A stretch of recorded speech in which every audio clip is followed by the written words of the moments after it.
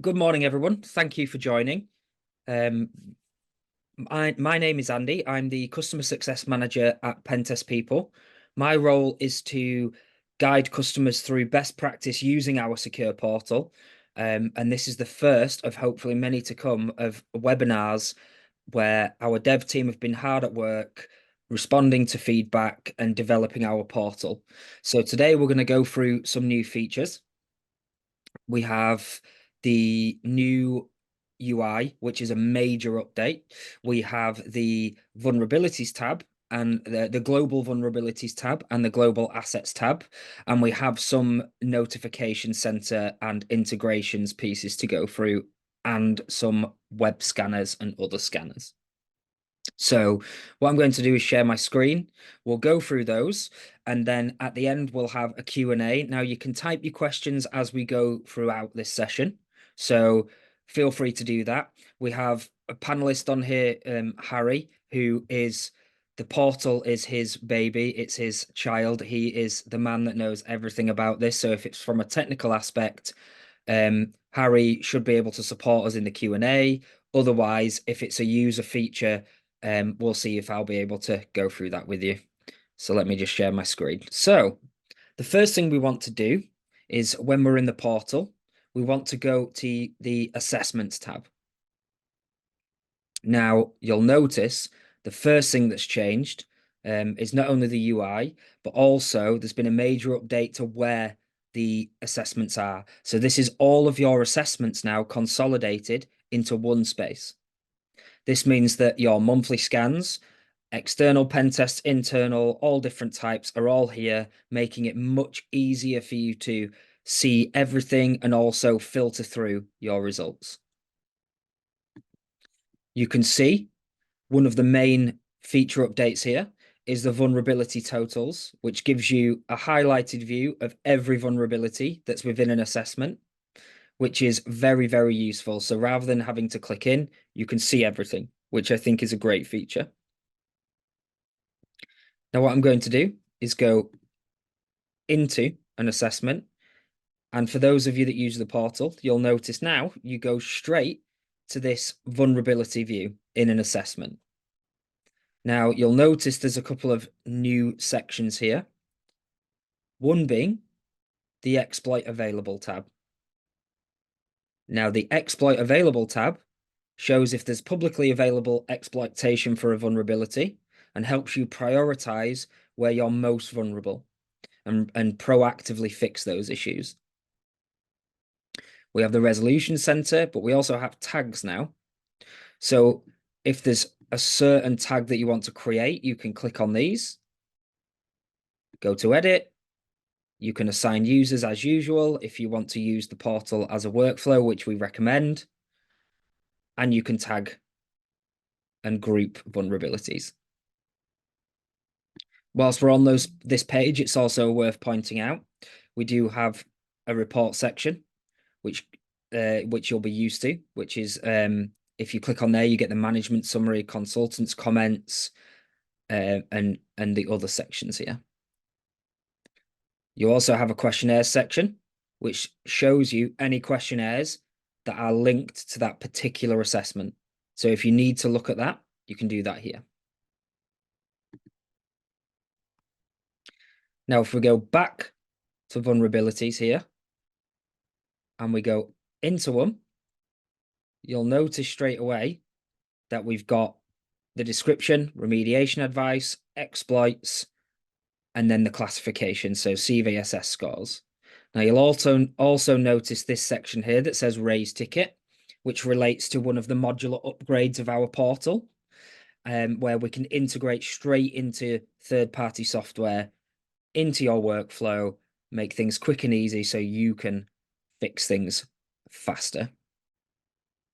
You can see here we have an affected assets tab, which also is where the resolution center now sits.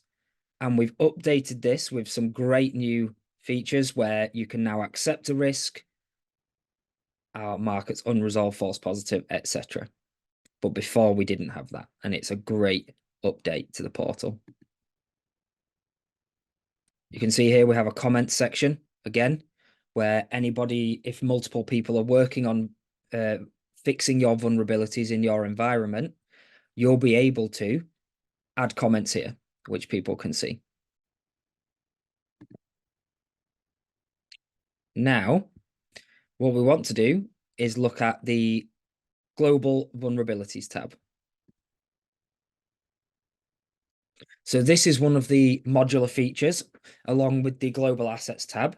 Now, the main benefit of this section here in the Global Vulnerabilities tab is that this is every single vulnerability from all your reports consolidated into one page, which means you don't have to go in and out of reports, and it speeds up the accuracy in which you can find these vulnerabilities. But it also means you can be proactive in terms of grouping vulnerabilities. So say you had vulnerabilities from an internal or an external report, for example, or an assessment, you could then group these with a tag because they relate to a certain product or service in your environment or however you see fit. And that would be the quickest way for the correct teams within your environment to see those vulnerabilities. Now, what I'll do now is go into a vulnerability so you can see what they look like. It's very similar. Same with the affected assets. What's worth noting again is you also have the exploit available tab, and you also have the tags.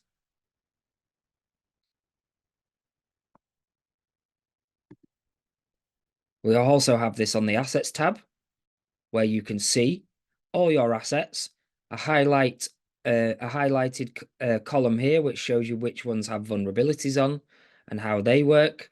And then also, again, when we go in, you can see which assessment this is linked to, which is very, very useful. It's the quickest way for you to see that. And again, those two are the global vulnerabilities page and assets page are part of our modular upgrades.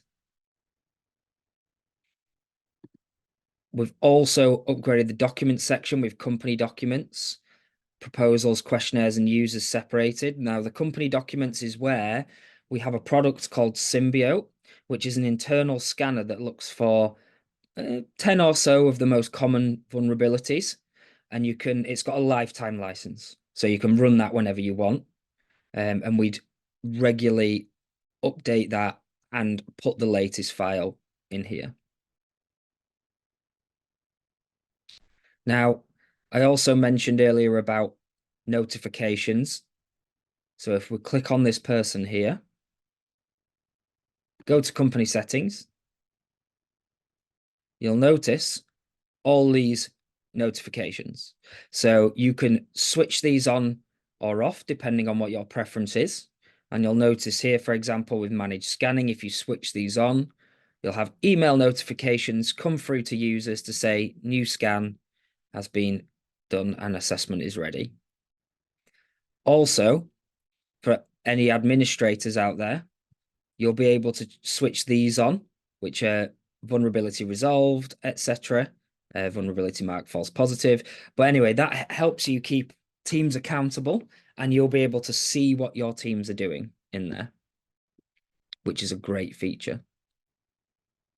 We also have file uploads and general release notes. Here is the integration section. So you can see here a list of certain softwares. Now, this is a modular upgrade too. But you'll notice here we have a few different integrations which work across all assessments, including ones such as we also have web scanning as a module that you can upgrade to with Burp Enterprise. So if that's something that you're interested in, we can do that, no problem. But we will answer any questions on these afterwards. There is one thing, apologies, that I meant to mention earlier in the assessments tab. Apologies for jumping back, which is the history section, which shows any retests or remediation work that's been done. So that's what that number accumulative is there. So in short, you can see we've made some major updates to the portal, and we're going to continue doing that while we listen to customer feedback and we work through all of these new features. As you can see, there's quite a few different modules. You can buy them as a package and upgrade them all, and have the total package, which a lot of our customers do. Or if there's specific individual parts of the portal you've seen today that you want to talk about or you want to upgrade, you can partner with myself or mainly partner with your account manager. And what they will do is they will be able to give you pricing, explain to you about the situation, but it will more than likely be myself anyway, that will help you set those features up and guide you through best practice. Now, I can see that we've got a few questions, so we will do a Q&A now, and let's have a look. So, can I get a webhook from this into my SIEM system? Harry, do you have an answer? So currently SecurePortal doesn't allow incoming webhooks from a SIEM solution. It is something that we're looking at in the future to kind of expand on the integrations, whether we can push custom webhooks to solutions and also accept incoming ones. But at the minute, that isn't possible. Um, but we'll keep you up to date and kind of that'll be a whole release in itself. So you should see that at some point in the future. Cool. Very good.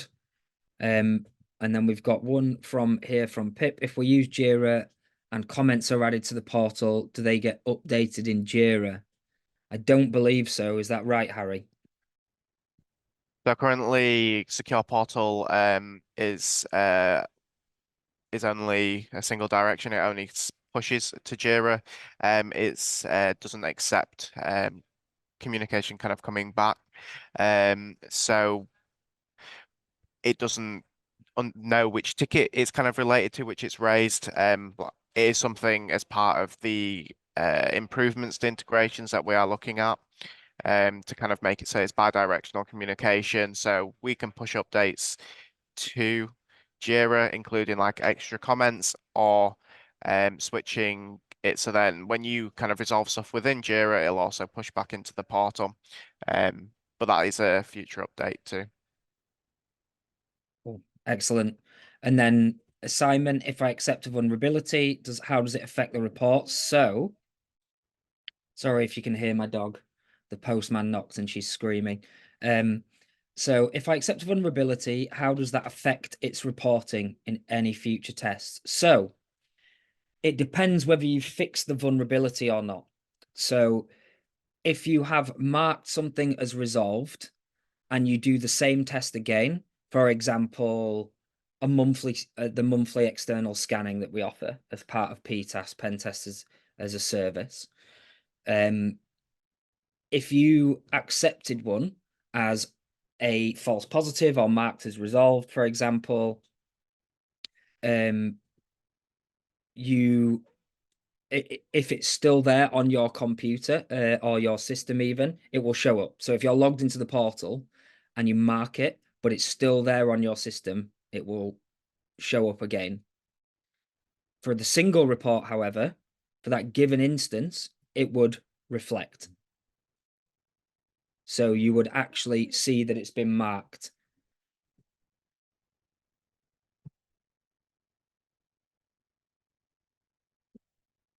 So let's see the next one. When assigning reviewers/owners, can you restrict the list that they see in the portal to show only ones assigned to them? Yes.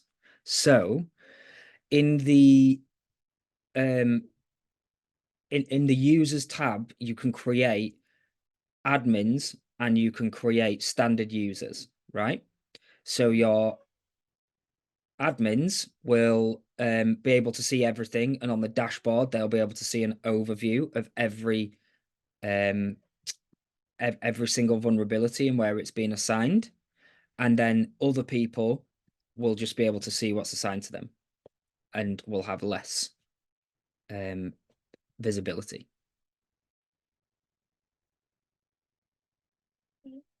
Next one, John, desperate for SSO and Azure on the roadmap. Harry, single sign-on. Yes, so single sign-on is something that we're working on and will be released as part of a bigger kind of package relating to role-based access control, which will be coming later on this um, this year. It is within this year's roadmap, so uh, yeah, keep an eye on it, and we'll provide updates as and when this happens. So yeah. Can we change the name of the assessment ourselves for reporting? So, Harry, sorry, you were going to say?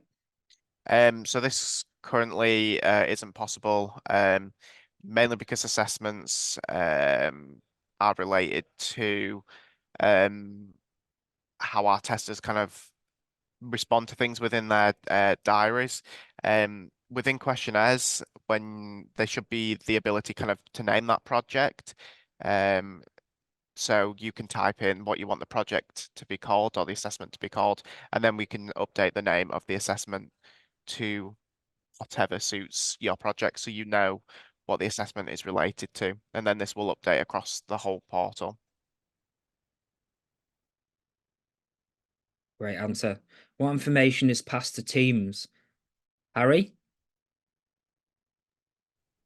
So in Teams, you um, it's it kind of depends on which notification you turn on. So there's over 30 different notifications that you can enable, um, from very simple ones like when a user's logged in or changes their password, all the way into kind of detailed vulnerabilities, with like specific issues, specific assets. They go into a single like Teams um, message, and then most people end up using Teams as more of a um, to push kind of listen to updates. So when someone accepts something on the portal, when a new assessment's created, and kind of uses it as a notification center, where most people then use the Azure DevOps or Jira to then have their issues reported straight into there. So you can kind of set up both to kind of listen to kind of two different types of notifications to suit your business's needs. Amazing. Thanks, Harry. And then we've got another one. You showed a way we can mark issues as false positive or accept risk. Is there a way to view the same and revert it? So this is me assuming what you mean by this in terms of do you mean once you've marked something as false positive, can you go back to the same asset in the same way? Click the drop down menu and change it? Yes, you can. So you can do that. Again, if you do have the module with the email notifications in and you're an admin and someone, a standard user changed a vulnerability to false positive, for example, and you as the manager or admin thought, no, like that's not a false positive. We need to change that back. It's still there. You can do that. Also, as part of remediation checks in our service, that also supports you there. So if you marked something as resolved and we find it, we would unmark that and put it back as unresolved. Hopefully that answers that question for you. Are there any other questions we have?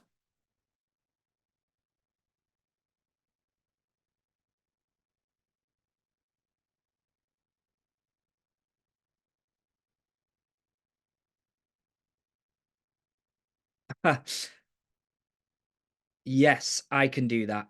I can do that, no problem. Which business are you from? Is the question. If not, meet and engage. Okay, cool. Alternatively, you can always reach out to me at andrew.shepherd, SHEPHERD, at pentestpeople.com. and I will do that for you. I'll do that for you after this call, after this webinar, and I will email you and let you know once that's done. So just about accounts being disabled, this happens after 90 days of inactivity on the portal. Your accounts kind of get automatically disabled just because you haven't been engaging with the portal, so we kind of try and keep it as secure as possible by locking it down. If you should be getting email notifications a couple of days before your account is due to be kind of like disabled. If you just log in, it will then stop that from happening. And then once we've unlocked it, it will then automatically lock itself within 24 hours. So then you kind of have like that time period to log in, and that will then unlock it for another 90 days, and so on. So yeah, that's kind of why accounts do get disabled. Yeah, that makes sense. On the next one we've got is on the follow-up monthly checks. If I mask something or mark something as accepted risk, does it reflect on the reports? So, good question. The answer is yes and no. Yes, in assessments. So if you had an external and you marked it, and then you did a remediation check, for example, on that vulnerability, or you did a full retest of a scope, yes, because you've said that.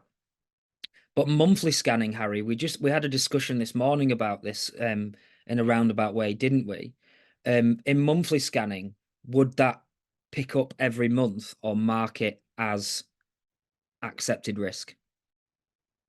Yeah, so the status of that vulnerability and assets affected by that vulnerability follow through each month. So if you marked it as accepted risk last month, and then something happened, there was a retest or a new scan, um, it will keep that status unless you change it back to say unresolved, or if we notice that it's unresolved, but you've marked it as like false positive or whatever, or accepted risk, we can then kind of mark it as PP checked, and that means that from any test moving forward,